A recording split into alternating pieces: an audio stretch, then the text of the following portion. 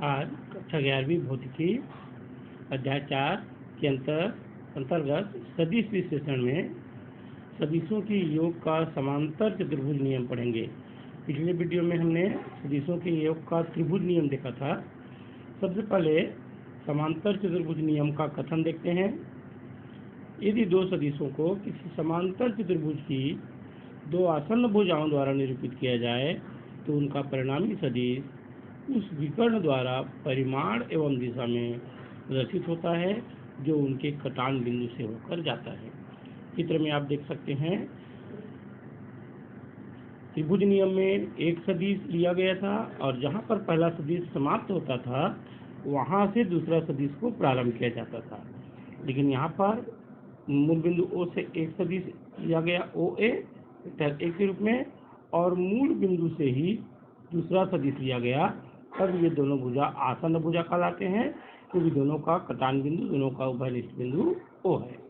तो जब दो सदिशों को दो आसन्न भुजाओं के रूप में व्यक्त करें, OA वेक्टर A के रूप में और OB वेक्टर B के रूप में, तो इन दोनों के कटान बिंदु से होकर जाने वाली विकर्ण के द्वारा इनका परिणामी व्यक्त होता है R = A + B।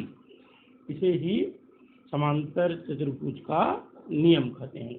समांतर चतुर्भुज के नियम में यदि हम परिणामी सदिश का परिमाण और दिशा ज्ञात करना चाहते हैं, यदि विकर्ण के रूप में जो परिणामी सदिश प्राप्त हो उसका परिमाण को r माने तो r के लिए सूत्र होता है वर्गमूल a² + b² + 2ab cos theta, जहाँ थीटा a और b दोनों के बीच का कोण है।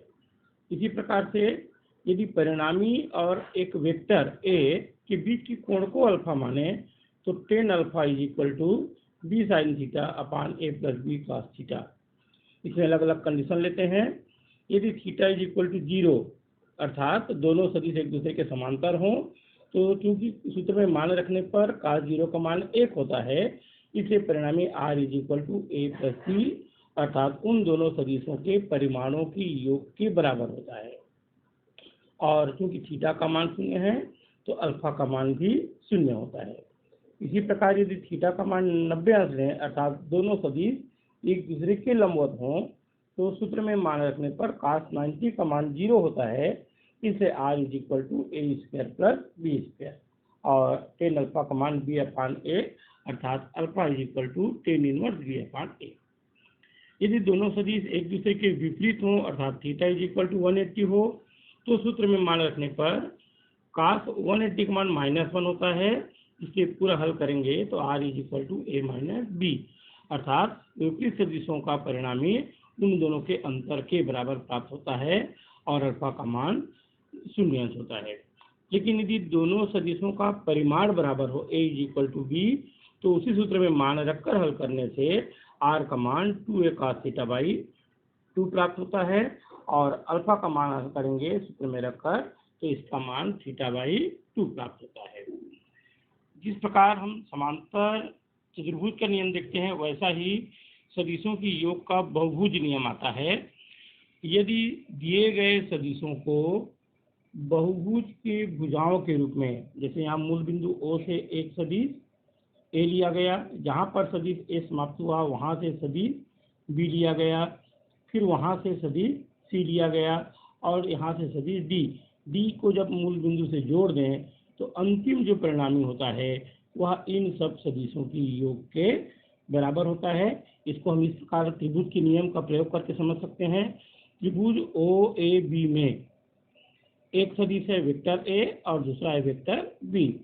यदि इसका परिणामी त्रिभुज के नियम से निकालें तो OB = a + b। ऐसा ही त्रिभुज OBC में लेंगे तो एक सदिश बन जाएगा a + b और प्लस c। और अगर त्रिभुज OCD में लें तो ये a + b + c और प्लस d। इस प्रकार जितने भी सदिश लेते जाएंगे, अंतिम सदिश का शीर्ष को यदि मूल बिंदु से मिलाएं तो वह उसका योग उन समस्त सदिशों की योग के बराबर होता है।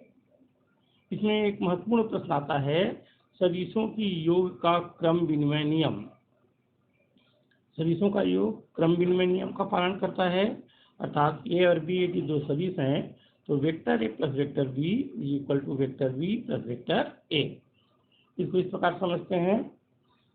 मान लेते हैं कि दो सदिश हैं जो एक तल में लिए हैं, जो मूल बिंदु ओ पर हैं। मूल बिंदु ओ पर एक सदिश लेते हैं वेक्टर ए और दूसरा सदिश लेते हैं वेक्टर बी।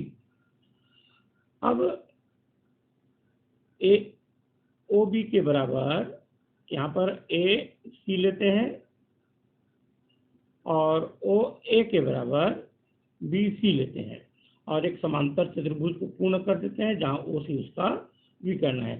सबसे पहले ओ बी सी में ओबीसी में त्रिभुज का नियम लगाएंगे, तो चूंकि ओ बी के बराबर है और बी सी ए के बराबर है, तो ओ सी बी प्लस ए के बराबर होगा। ठीक वैसा ही त्रिभुज ओ ए सी में ओ सी विकर्ण है त्रिभुज नियम से, तो ओ ए प्लस ए सी अर्थात जो ओ सी प्राप्त होगा ए प्लस बी। इसको समीकरण के रूप में लिख सकते हैं। पहले त्रिभुज में जब ओ सी निकाले तो ओ ए प्लस ए सी अर्थात ए प्लस बी, और दूसरी त्रिभुज में जब त्रिभुज नियम निकाले तो ओ सी बराबर O B plus B C अर्थात बी प्लस ए। दोनों समीकरणों की तुलना करेंगे तो ए प्लस बी बराबर बी प्लस ए। यह सदिशों की योग का क्रम विनिमय नियम कहलाता है। सदिशों का योग साहचर्य नियम का भी पालन करता है।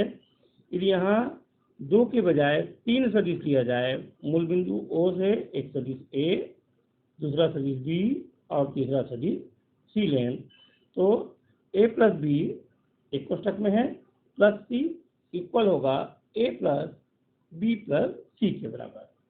इसकी उत्पत्ति करने के लिए भी सबसे पहले त्रिभुज में ओ बी त्रिभुज नियम से ए प्लस बी के बराबर होगा, और यहाँ चित्र में देख सकते हैं त्रिभुज ओ ए बी में जो ओ बी है वह ए प्लस बी के बराबर होगा। ऐसा ही त्रिभुज ओ ए सी में जब लें तो ओ ए सी में जो ओ सी प्राप्त होगा वह भी ए प्लस बी पहले से आ चुका है। फिर से एक बार देखें, O A plus A B is equal to O B, A plus B. और अब त्रिभुज ओ ए और सी ले लें तो ओ ए सी में जो ओ सी होगा परिणामी वो बराबर होगा ओ ए प्लस ए सी अर्थात ए प्लस ब्रैकेट में होगा बी प्लस सी। इसको समीकरण एक मान लें। ऐसा ही दूसरी त्रिभुज में देखें तो सबसे पहले अब देख लें त्रिभुज ए बी सी। किनारे में एक त्रिभुज है, यहाँ पर विकर्ण है ए सी, ए सी बराबर मिलेगा बी प्लस सी।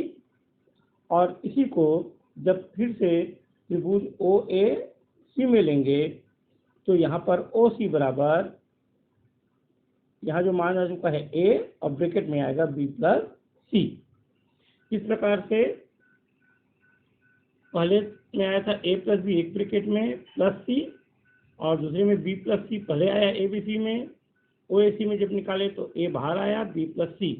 फिर समीकरण एक और दो की तुलना करेंगे तो ए प्लस सी जो ओ सी का मान है और ए प्लस बी प्लस सी यह भी ओ सी का मान है।